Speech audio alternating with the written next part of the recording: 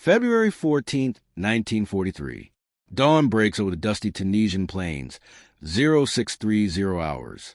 In a makeshift German command tent near Kasserine Pass, the air thick with cigarette smoke and the distant rumble of artillery.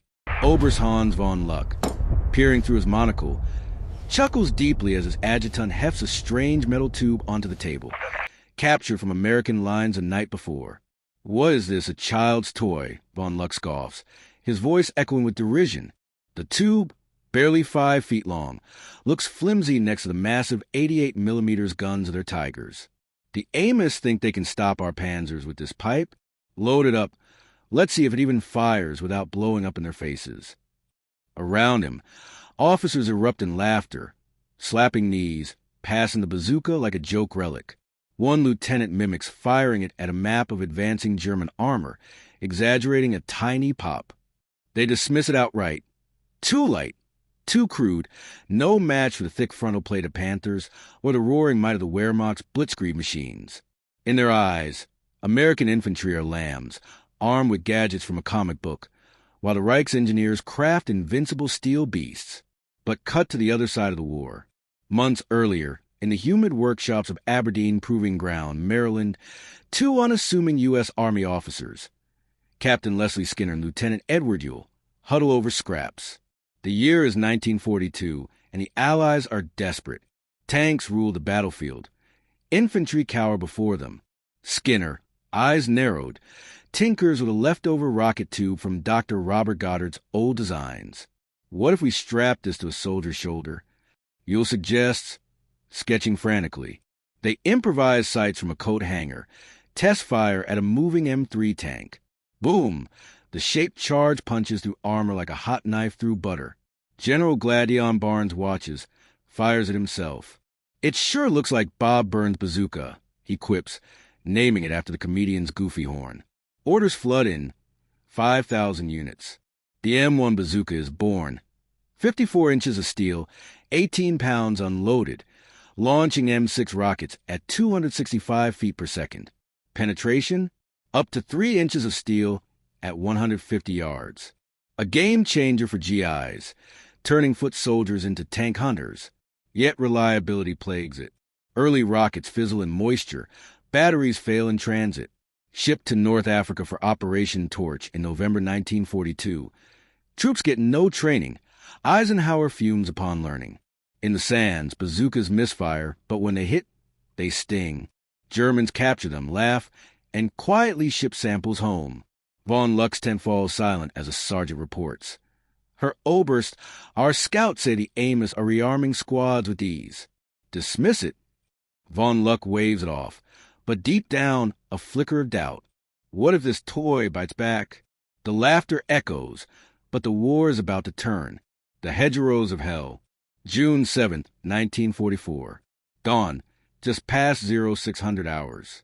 The Normandy Bocage country, west of Utah Beach. Thick fog clings to the earth like a shroud.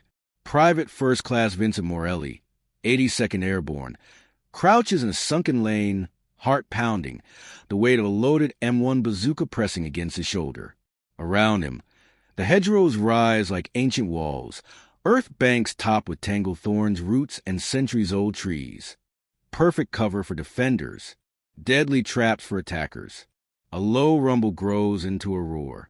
From the mist emerges the blunt snout of a Panzer IV, turret traversing slowly, 75mm gun sniffing for targets.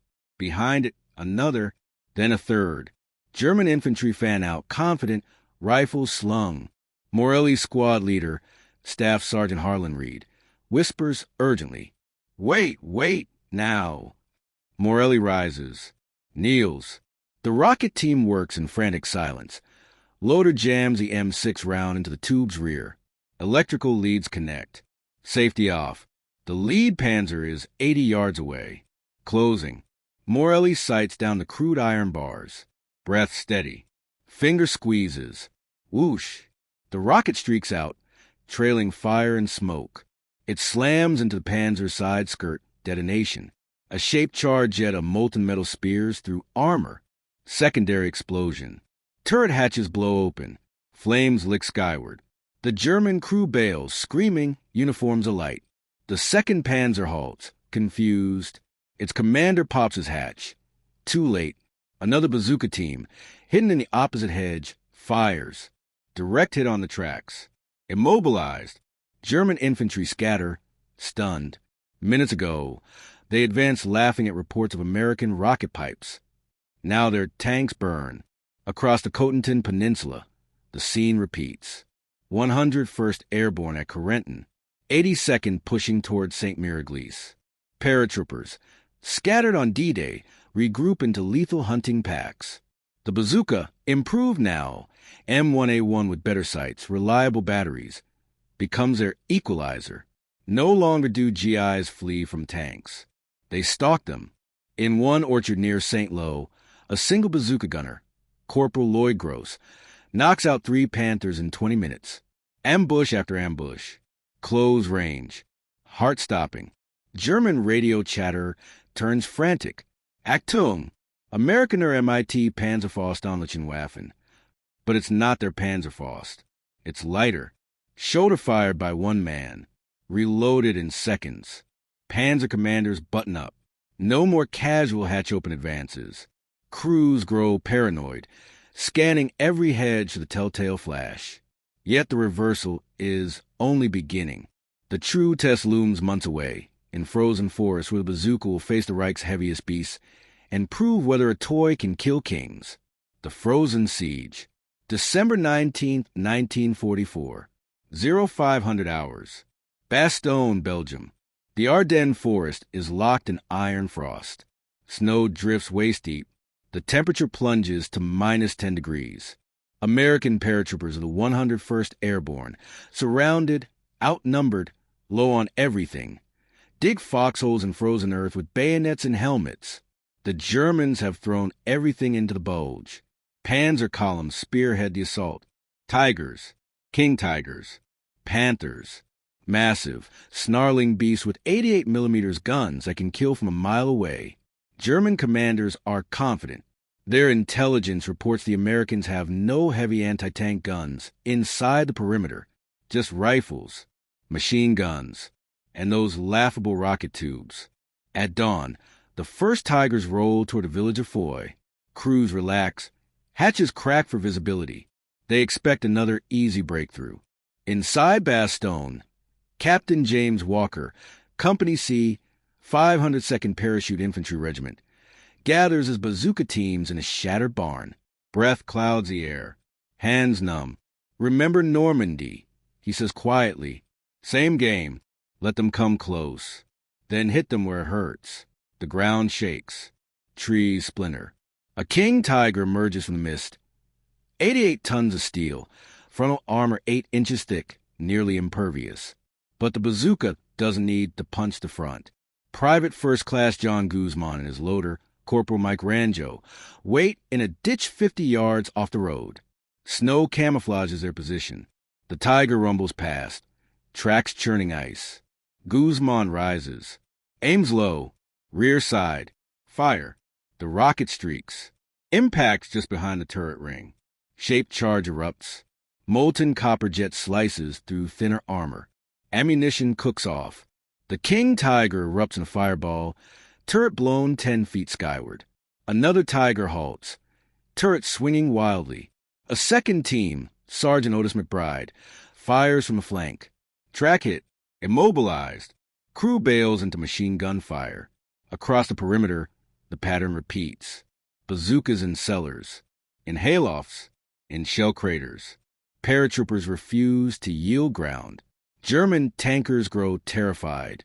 They refuse to advance without infantry screens. Commanders scream over radio. Where are these rockets coming from? Reports flood in. American infantry, alone, are stopping panzers. One Tiger commander, Lieutenant Carl Muller, writes in his diary that night, "We laughed at their toy in Africa. Now it hunts us in the snow. Every hedge hides death. Supplies dwindle. Ammo runs low. But the screaming eagles hold." On December 22nd, for German officers approach under a white flag. They demand surrender. Brigadier General Anthony McAuliffe's reply echoes through history. Nuts! The siege tightens. The bazooka becomes legend. But the heaviest blow is yet to come. One shot that will silence the mockery forever. The shot that shattered the myth. December 26, 1944. Late afternoon. The snow falls heavier now, blanketing the roads east of Bastogne in silence. A German battle group, Camp Gruppmach, prepares its final push. Leading the spearhead, 5 King Tigers of the 501st Heavy Panzer Battalion, each one a fortress on tracks. 100 millimeters frontal armor, sloped to near invulnerability. 88 millimeters guns loaded and hungry. Their objective: break through at Champs, punch a hole to relieve encircled comrades. American lines are thin, ammunition critical, but the paratroopers of the 327th Glider Infantry Regiment refuse to break. In a frozen ditch just outside the village, Sergeant Warner Bartnick and Private Anthony Guzman lie prone. 1 bazooka, 3 rockets left, their loader frozen stiff hours earlier, evacuated with frostbite. The lead King Tiger, commanded by Oberleutnant Fritz Langenke, rumbles forward at walking pace. Langenke stands tall in the cupola, binoculars raised. He has read the reports. He knows about the American rocket teams. But he also knows physics. No shoulder-fired weapon can pierce his front plate. He feels untouchable. The Tiger closes to 120 yards. Then 100. Then 80. Bartnick whispers, side shot.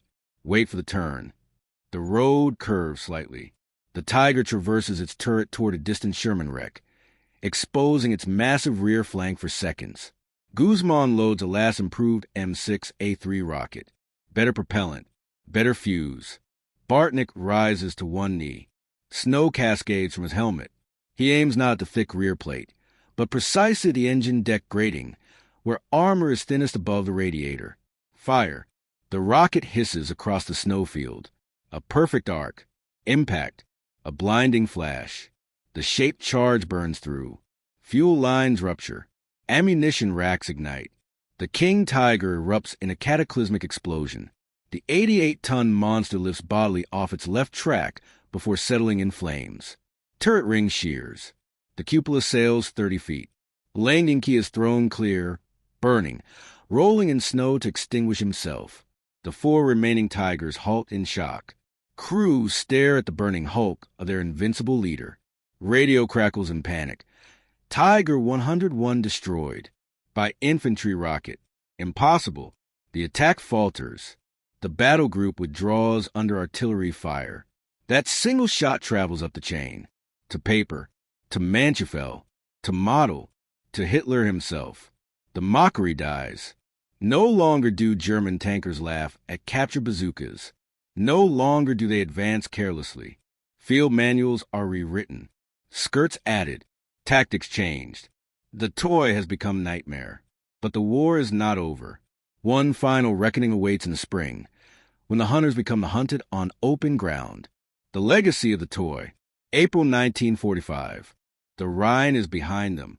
The Ruhr pocket collapses. American columns surge into the German heartland. Open fields now, no more hedgerows or frozen forests to hide the beasts. Panzer crews, those who remain, are shells of their former arrogance. Survivors of Normandy, Bastogne, the Bulge. They scan every tree lean, every village ruin, for the glint of a bazooka tube.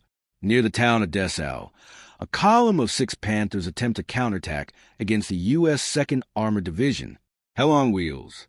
The lead Panther commander, Hauptmann Erich Becker, spots movement in a bombed-out farmhouse 200 yards away. He orders halt. Turret swings. Too late. 3 bazooka teams, veterans of the 101st now attached to armor, rise from concealed positions in rubble. Improved M9 bazookas now. Aluminum tubes, optical sights, M6A5 rockets with greater velocity and penetration. Volley fire. 4 rockets streak simultaneously. 2 miss. 1 glances off slope glassy. The 4th strikes the Panther's turret side at perfect angle. Detonation. The turret ring buckles. Ammunition rack cooks off. The Panther erupts, lifting its bow skyward before crashing down in flames. The remaining 5 Panthers reverse frantically, tracks churning earth. Abandoned by infantry support long ago, across the front, the story repeats. Tigers abandoned for lack of fuel. Panthers knocked out by shoulder-fired rockets. Crews surrender rather than fight. In captured German war diaries, the tone has changed completely. The American bazooka is no longer a joke.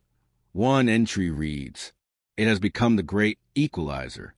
Our heavy tanks fear it more than the Jabos above.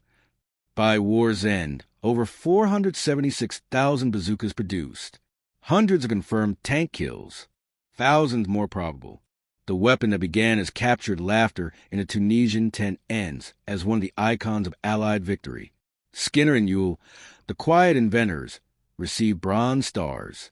But the real medal belongs to the paratroopers, the glider riders, the dog faces who carried 18 pounds of steel through mud and snow and turned it into thunder. You can see them today, in grainy footage, frozen in time. A GI rising from a ditch, rocket igniting, Panzer blooming into fire, a simple tube, a shaped charge, an idea that refused to be mocked. From North Africa to the Elbe, the toy bazooka didn't just blast tanks apart, it blasted apart the myth of invincibility. And in doing so, it helped bring the 1,000-year Reich to its knees in less than 12. Subscribe for more World War stories. And hit the like button for motivational. Your one click on subscribe and give me motivation. Thanks.